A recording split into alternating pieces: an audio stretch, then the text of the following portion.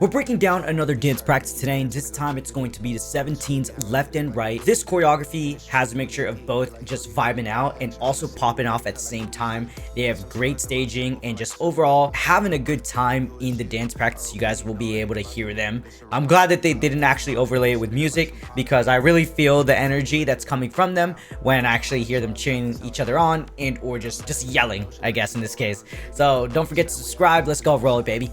This dance practice is overall just a fun watch, I think. If you guys haven't watched it yet, go watch it on your own, because it's fun. Great opener because they start off chill, but they also start off in 3 different formations. Love that. And they're going to go and groove it out here to go and rotate their formations. Nice jumping there to slowly get into their spots. And we're going to go and have Escoups Section, right? They attack this a lot more aggressive and a lot more sharp. Hitting all those bases, love that. And then if you guys didn't see, it was more like a diagonal formation there as well. And then they hit those bases to just get a little bit more aggressive from the chill opener that we had. And what I like actually about the opener is that they start off in 3 different formations. And the reason why we can see that very well is that their spacing is well done. If they were too close to each other, it would just be hard to tell whether or not they were supposed to be separated or not. And then they use grooving to rotate their formations to get everybody into their spots without making it obvious, especially the jumping too. And then we get to Escoups' part where that section really attacks the choreo, where they literally speed up everything, hit everything a lot sharper, a lot stronger, and less chill, right?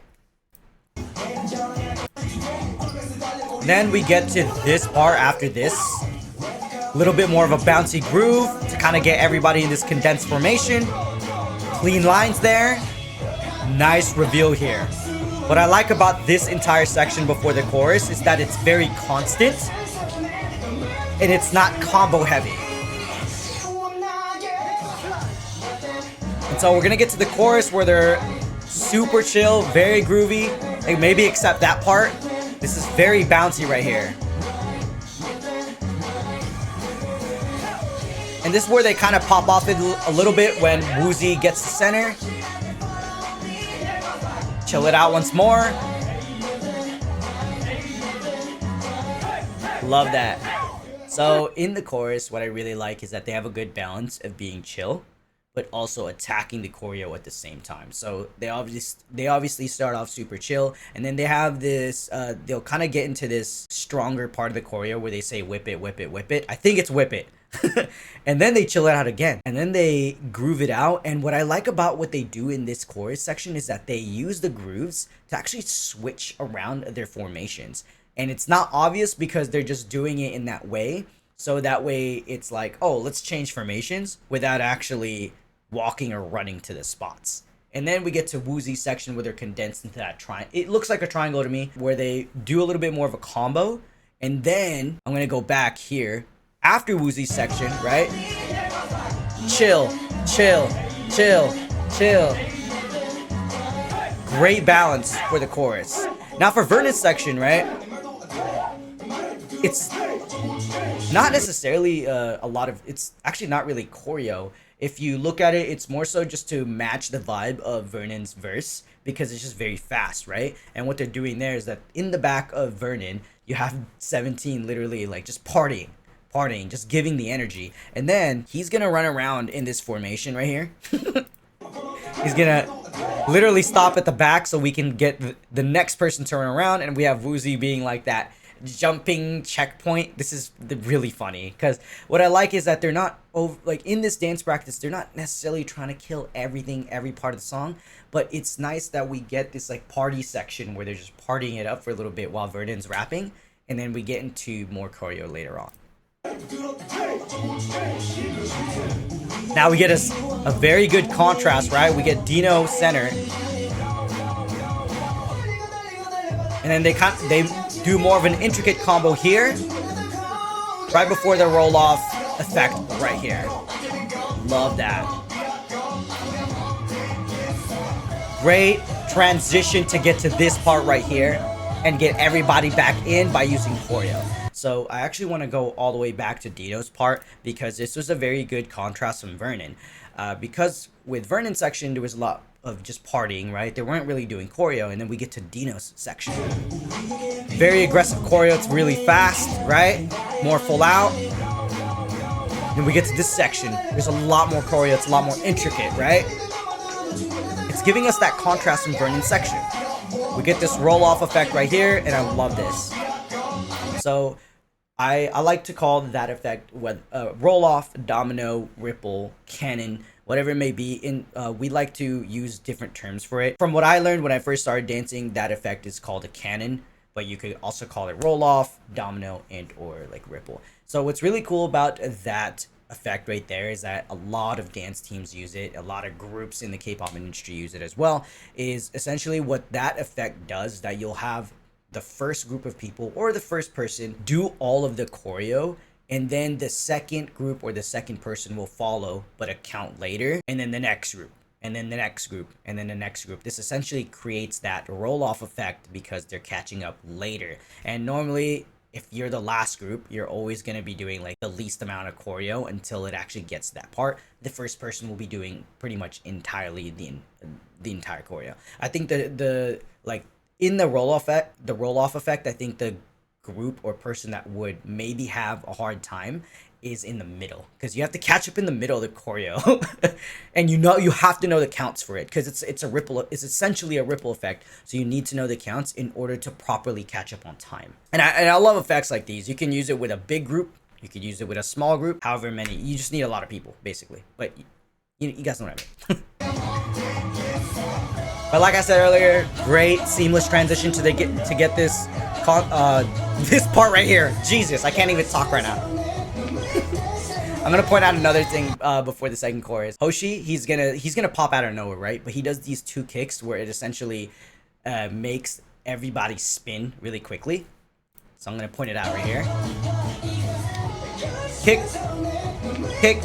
So he kicks twice and everybody spins on that kick. And this way, this is kind of like a nice touch or a nice effect that you could do when one person is just doing choreo by themselves. So what he's doing is that he's kicking to activate the members to do the spin.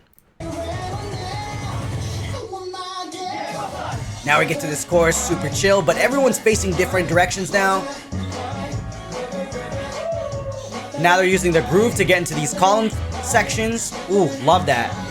And it wasn't obvious at all. And I think that's what I really like about that. So I'm just gonna go back to it just so I can show you guys. What I like is that they use that groove to get into that formation without making it obvious. It's so seamless, so smooth. Just love that. Everyone keeping it clean with their textures in their arms. And then chilling it out right here. Great switch up here. Love that switch up. So the reason why I say that this is a really good switch up is that Dinos is just popping off in center, right? He's basically adding extra energy, and what he's doing is that because of all that full out movement from the front, other than Dino, but from the front, we get this nice good switch up on us because they do that, like they slow it down by doing that lean formation where everyone's leaning and shit. Great contrast. And it's just, again, overall fun. Everyone hitting the bases with their legs. Great ripple effect here by using Woozy.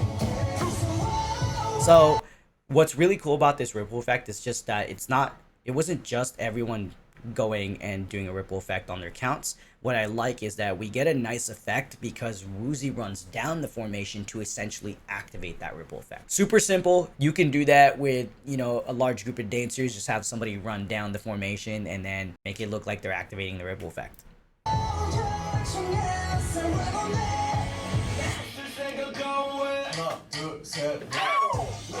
Again, using the chorus to get everyone to their spots. The groove into this line right here. So again, I love that they use the groove to get everybody to their spots, but I'm actually pointing out this part right here where he's actually doing a kick and he does a throw to activate whichever side. So he kicks on this side to activate that one. The other half, right? He throws. Simple effect once again.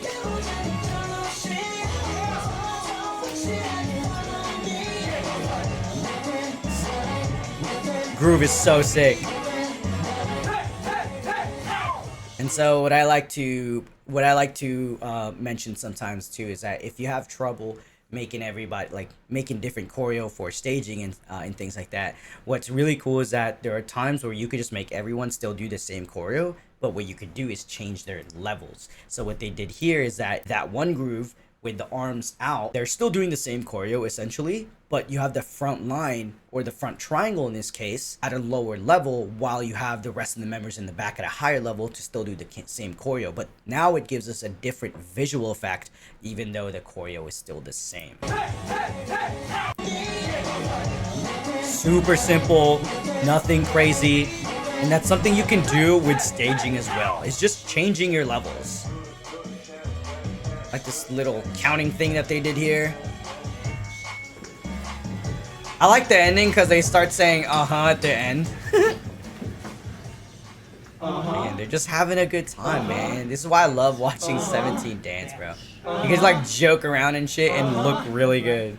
Alright guys, alright. I can't ever get tired of watching 17 dance because there's so much variety in a lot of their dance practices.